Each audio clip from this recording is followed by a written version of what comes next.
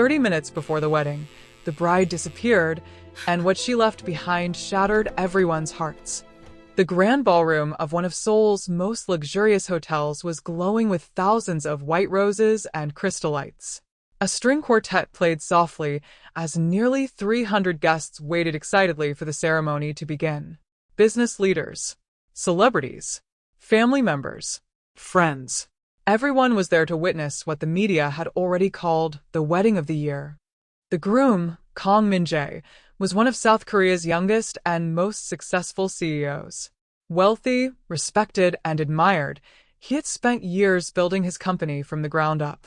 But on this day, none of that mattered to him. The only thing he cared about was the woman waiting in the bridal suite. Her name was Amara, a brilliant young woman from Nigeria whose kindness had changed his life in ways money never could. For the first time in years, Min-jae looked genuinely happy. He checked his watch. Only 30 minutes left. He smiled to himself. In 30 minutes, she'll be my wife. Upstairs, the bridesmaids laughed as they helped Amara into her elegant white wedding dress. She looked breathtaking. One of them adjusted her veil and whispered with a smile, "You've never looked happier." Amara smiled back. "I've never been happier." Her voice was calm. Her eyes were full of love. Nothing about her suggested she was about to disappear. Then, her phone vibrated. She glanced at the screen. The smile on her face disappeared instantly. Her hands began to shake. The color drained from her face. "Amara, are you okay?" one bridesmaid asked. She couldn't answer. She kept staring at the message as though the words were burning into her heart. Without saying a single word, she quietly walked toward the window. She took a deep breath, closed her eyes, and whispered, "I'm so sorry." When she turned around, she forced a smile. "I'll be back in just a minute." No one thought twice about it. She picked up her bouquet, opened the bridal suite door, and walked away. That was the last time anyone saw her before the wedding. 10 minutes later, the wedding planner knocked gently. "It's time." No answer. She knocked again. Still nothing. She opened the door. The room was empty. The bouquet was gone. The bride was gone. Within minutes, panic spread through the hotel. The bridesmaids searched every hallway. Security checked every exit. Hotel staff searched every floor. No one had seen her. It was as if she had vanished into thin air. Downstairs, the guests began whispering. "What's taking so long? Is something wrong?"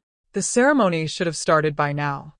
Min-jae noticed the nervous expressions on his wedding planner's face. He stood up immediately. "What happened?" No one answered. His heart began to race. He pushed past everyone and hurried upstairs. The bridal suite door stood open. The room was silent. Her wedding shoes were still there. Her makeup lay untouched on the table. Her earrings sparkled under the lights. But Amara was gone. For several long seconds, he couldn't move. His mind refused to believe it. She wouldn't leave. Not today. Not like this. Then his phone buzzed. One new message. It was from Amara. His hands trembled as he opened it. Only 6 words appeared on the screen. "Please don't look for me." Nothing else. No explanation. No goodbye. No reason. His breathing became uneven. The phone slowly slipped from his hand and hit the floor. The entire room fell silent. Outside, reporters were already breaking the news. The bride has disappeared. Guests began inventing their own stories. She got scared. She found someone else. Maybe she never loved him. But they were all wrong, because at that very moment, only a few streets away, Amara sat alone in the back seat of a black car, still wearing her wedding dress. Tears streamed down her face as she clutched something tightly against her chest. Then she whispered through her tears, "If he finds out the truth, he'll lose everything." The car drove into the night, and no one knew where it was going. The black car sped through the quiet streets of Seoul. Inside, Amara sat frozen in her wedding dress, her veil resting on her lap. Tears blurred her vision, but she didn't wipe them away. Every second that passed felt like another piece of her heart breaking. Her phone wouldn't stop ringing. Min-jae. Again. And again. And again. She stared at his name on the screen until it finally stopped. A second later, another message appeared. Please tell me this isn't goodbye. Her lips trembled. She wanted to answer. She wanted to tell him everything. She wanted to run back into his arms before it was too late. Instead, she switched off her phone. I'm sorry, she whispered as fresh tears rolled down her cheeks. I have to do this. Just 8 months earlier, Amara had never imagined that one ordinary afternoon would change her life forever. She had moved from Nigeria to Seoul with one dream, to build a better future. Life wasn't easy. She worked long hours at a small neighborhood cafe while taking online business classes at night. Money was always tight, but she refused to give up. One rainy evening, just as she was closing the cafe, a man rushed inside, completely soaked. His white shirt was drenched. His tie hung loosely around his neck. He looked exhausted. Are you still open? He asked politely. Amara smiled. For 5 more minutes. He ordered a simple cup of coffee and quietly sat in the corner. Unlike many wealthy customers she had served before, this man never demanded special treatment. He thanked her. He smiled. He even cleared his own table before leaving. As he reached the door, he suddenly stopped. His face turned pale. Then he collapsed. Without thinking twice, Amara rushed to him. Sir. She knelt beside him and quickly called an ambulance. She stayed with him until help arrived. She never asked his name. She never expected to see him again. 3 days later, a sleek black luxury car stopped outside the cafe. Every employee rushed to the window. Who is that? The driver stepped out first.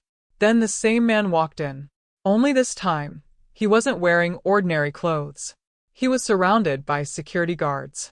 Everyone inside fell silent. The cafe manager whispered nervously, That's Kang Min-jae, the CEO of Myri Group. Amara blinked in surprise. The man from the rain? Min-jae smiled the moment he saw her. I came back to thank the woman who saved me. That simple visit became another. Then another. Coffee turned into conversations. Conversations became friendship. Friendship slowly became love. For the first time in years, Min-jae laughed freely. For the first time since arriving in Korea, Amara felt she truly belonged. When he proposed beneath the cherry blossoms, she didn't hesitate. Yes. It was the easiest answer she had ever given. But not everyone celebrated. Min-jae's family believed she wasn't worthy of him. Some called her an outsider. Others accused her of chasing his wealth. Amara ignored every insult, because Min-jae always stood by her. I don't care what anyone says, he told her one evening. I choose you. She believed nothing could separate them. Until 5 days before the wedding. A plain brown envelope arrived at her apartment. No return address. No name. Just one sentence written on the front. Open this before you marry Kang Min-jae. Her heart began to pound. Inside was a stack of photographs, several confidential documents, and one final page. As her eyes moved across the words, her breathing stopped. No. She shook her head in disbelief. This can't be true. Attached to the last page was a handwritten note. If you truly love him, you'll disappear before the wedding. At first, she thought it was a cruel joke. Then her phone rang. The voice on the other end spoke only one sentence. If you marry him tomorrow, Kang Min-jae will lose everything he's spent his life building. The line went dead. Since that moment, Amara hadn't slept. She hadn't eaten. She had smiled through wedding rehearsals, pretended everything was fine, and walked toward the altar carrying a secret she believed would destroy the man she loved. Back in the moving car, she opened the envelope once more. Her hands trembled. A single tear landed on the final document. She closed her eyes. I'd rather lose him forever than be the reason he loses everything. At that exact moment, across the city, Min-jae sat alone in the empty wedding hall. Everyone else had gone home. His tuxedo was still perfectly pressed.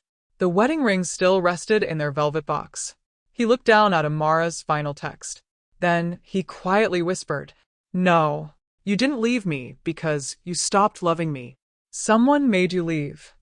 For the first time that night, He stopped crying and started searching. We have the exchange on camera 4. Forget the envelope. Look at the SUV. Isolate that emblem. That's it. The morning after the wedding that never happened, every major news station in South Korea carried the same headline. Bride disappears just minutes before wedding. Photos of Kang Min-jae standing alone at the altar spread across social media. The rumors came quickly. She used him. She ran away. It was all about money. Some even claimed she had returned to Nigeria without telling anyone. Min-jae read every headline. Then he quietly closed his laptop. They're all wrong. His assistant, Mr. Choi, stood silently across the room. Sir, the board of directors wants you back at work. Min-jae didn't even look up. Cancel every meeting. But the shareholders. I said cancel them. His voice was calm. But everyone in the room knew what it meant. He wasn't giving up. Not on his company. Not on Amara. Meanwhile, Amara was hiding in a small guest house on the outskirts of Seoul. She had cut off everyone. No phone. No social media. No contact with friends. The wedding dress was gone. She now wore simple clothes and kept the curtains closed day and night. Every time she heard a car outside, her heart raced. She wasn't afraid of being found. She was afraid of who might find her first. Back at his office, Min-jae replayed their last few weeks together in his mind. Something felt wrong. Amara hadn't acted like someone planning to run away. She had been excited about the wedding. She had chosen the flowers herself. She had laughed during the rehearsal. She had talked about their future. No, she hadn't left because she wanted to. She had left because she believed she had no choice.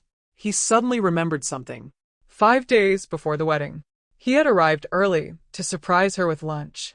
As he entered her apartment building, he saw a delivery man handing her a plain brown envelope. When she noticed Min-jae approaching, she quickly hid it behind her back. He smiled. Something important. She forced a smile. Just paperwork. At the time, he hadn't questioned it. Now, it was all he could think about. Mr. Choi. Yes, sir? I need every security camera near Amara's apartment. Every camera? Every single one. Within hours, Min-jae sat in a private security office watching hours of footage. Then, there it was. The delivery man. But something didn't make sense. He wasn't wearing the uniform of any courier company. He delivered the envelope, walked around the corner, then got into a black SUV with no license plates. Min-jae paused the video. Zoom in. The technician enlarged the image. A small silver emblem was visible on the SUV's door. Min-jae stared at it. His face changed. I've seen that logo before. But where? Across town. Amara sat alone, staring at the same envelope. She had read the documents 100 times. She still wished they were fake. A gentle knock came at the door. She froze. Nobody knew she was there. Another knock. Then a familiar voice. Amara, it's me. She slowly opened the door. Standing outside was Daniel, her older cousin, the only family member she had in Korea. The moment he saw her swollen eyes, he hugged her tightly. You've been carrying this alone. She broke down in tears. I didn't know who else to trust. Daniel looked around carefully before closing the door. Did anyone follow you? I don't think so. He lowered his voice. Good. Because someone has been asking questions about you. Amara's heart skipped a beat. Who? I don't know. But whoever they are. They're paying people to find you. That same evening, Min-jae visited the hotel one last time. He walked into the empty bridal suite. Everything had already been cleaned. Everything, except one tiny object hidden beneath the dressing table. The hotel cleaner had missed it. He bent down and picked it up. It was a delicate silver bracelet. The bracelet he had given Amara on her birthday. Something was caught beneath its clasp. A tiny folded piece of paper. His hands trembled as he unfolded it. Only one sentence was written inside. Trust no one in your family. Min-jae felt the blood drain from his face.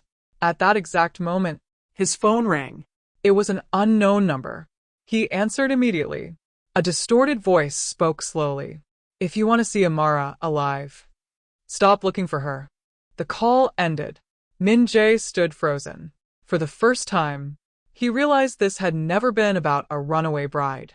Someone had been planning this from the very beginning.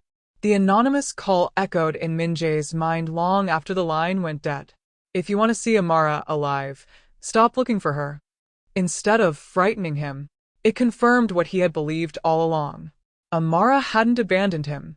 She had been forced to disappear. For the first time in days, his heartbreak turned into determination. No matter who's behind this, I'll find you. Across the city, Amara barely slept. Every passing car made her jump. Every unfamiliar sound sent her heart racing. Daniel noticed the fear in her eyes. You can't keep running forever. I know. Then tell Min-jae the truth. Amara slowly shook her head. If I tell him, he'll go after them. And if he does, they'll destroy everything he has. Daniel frowned. Amara, you're protecting him. But who's protecting you? She had no answer. The next morning, Min-jae met privately with Mr. Choi. I want a complete investigation. Into what, sir? My family. Mr. Choi's eyes widened. Your family?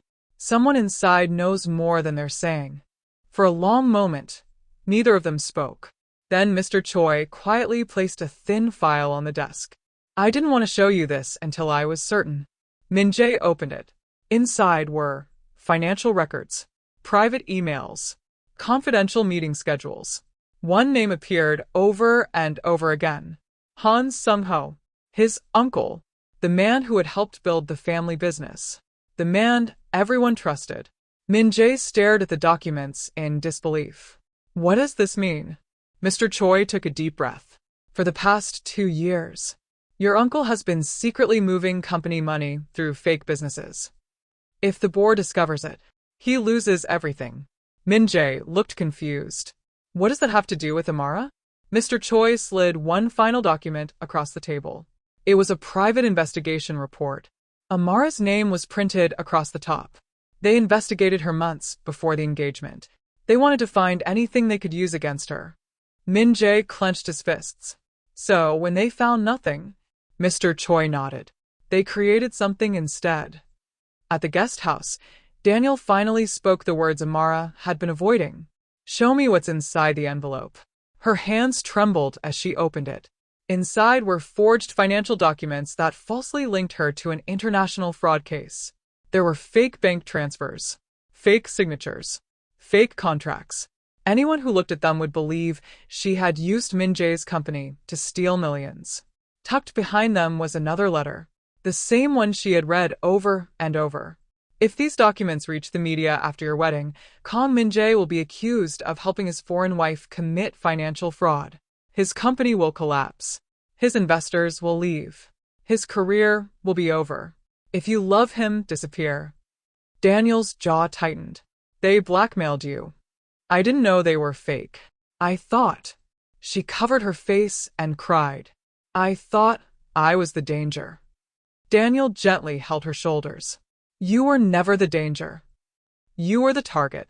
That evening, Min-jae drove alone to his uncle's private estate. He didn't call ahead. He didn't bring security. He wanted answers. Han Sung-ho welcomed him with a calm smile. I wondered how long it would take before you came. Min-jae stepped inside. Where is Amara? His uncle poured himself a cup of tea as though nothing had happened. I don't know. Don't lie to me. The older man smiled again. You've always been emotional. And that's exactly why you were never ready to lead this family. Min-jae slammed both hands onto the table. You destroyed my wedding. No. His uncle calmly looked him in the eye. I protected our family's future. You call this protection? I call it survival. He leaned closer. Would you really risk a billion-dollar company? For one woman? Without hesitation, Min-jae answered. I'd risk everything. For the first time, his uncle's smile disappeared. Late that night, Amara looked out through the guesthouse window.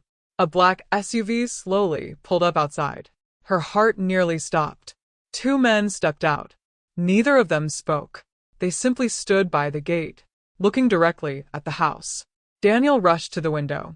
They found us. Amara's face turned pale. What do we do? Before either of them could move, her phone vibrated. It had been switched off for days. Yet somehow, a new message appeared. It was from Min-jae. Just 4 words. I know the truth. A second message arrived. Don't run anymore. Then, before she could reply, someone outside knocked slowly. 3 times. The front door handle began to turn. The door handle slowly turned. Amara held her breath. Daniel stepped in front of her. Neither of them moved. Then, A familiar voice came from outside. Amara, it's me. Her heart skipped. She rushed to the door and pulled it open. Standing there was Kang Min-jae. His suit was wrinkled. His eyes were red from days, without sleep. The moment he saw her, he didn't speak. He simply pulled her into his arms. For several seconds, neither of them said a word. Amara finally broke the silence. I'm sorry. Min-jae gently shook his head. no. You don't have to apologize. I know everything. She looked at him in disbelief. You know? I know you never stopped loving me. I know you left to protect me. And I know someone made you believe you were the enemy. Fresh tears rolled down Amara's cheeks. I thought I was saving you. You were. He smiled softly. But now it's my turn to protect you. Just then, several black vehicles pulled into the street. Not the men who had been watching the house. This time, they were officers from Korea's Financial Crimes Investigation Unit. Behind them came Mr. Choi. He hurried toward Min-jae. We've got him. Min-jae looked at Amara. It's over. Earlier that morning, after leaving his uncle's estate, Min-jae had secretly handed every document Mr. Choi collected to the authorities. The forged contracts, the fake bank records, the hidden accounts, the money transfers, everything. Investigators had spent hours verifying the evidence. It all pointed to one man, Han Sung-ho. He had spent years stealing from the company while quietly preparing someone else to take the blame if his crimes were discovered. When Min-jae announced he was marrying Amara, his uncle saw the perfect opportunity. If the fake documents were leaked after the wedding, the media would accuse Amara of financial fraud. Investors would panic. The company would collapse. And while everyone focused on the scandal, his own crimes would remain hidden. But his plan had failed. Minutes later, police vehicles stopped outside his mansion. As officers escorted Han Sung-ho away in handcuffs, reporters surrounded the entrance.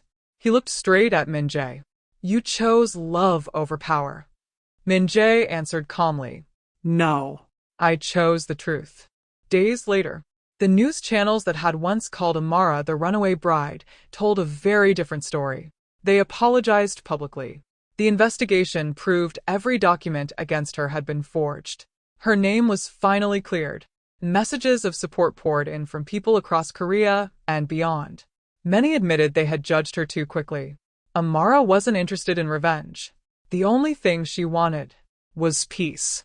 2 months later, there were no television cameras, no celebrities, no reporters waiting outside, Just close friends. family who truly loved them, and a small garden overlooking a quiet lake. White flowers swayed gently in the breeze. Min-jae stood beneath a simple wooden arch, smiling as soft music filled the air. Then he looked up. Amara appeared. This time, she walked toward him without fear. There were no secrets between them, no lies, no one waiting to tear them apart. When she reached him, she slipped her hand into his. He whispered, You look even more beautiful than the first time. She laughed through happy tears. You still make me nervous. The guest smiled. The officiant began the ceremony.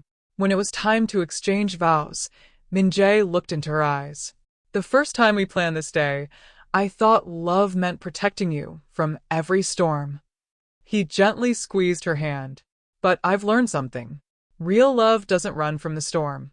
It stands beside the person you love until the storm passes. Amara's tears fell freely. Then she spoke. I believed leaving you was the only way to save you. I was wrong. Love isn't carrying every burden alone. It's trusting the person beside you enough to let them carry it with you. Min-jae smiled. I'll choose you. On the easy days. On the difficult days. And every day after that. Amara smiled back. And I'll never disappear again. The officiant looked at them warmly.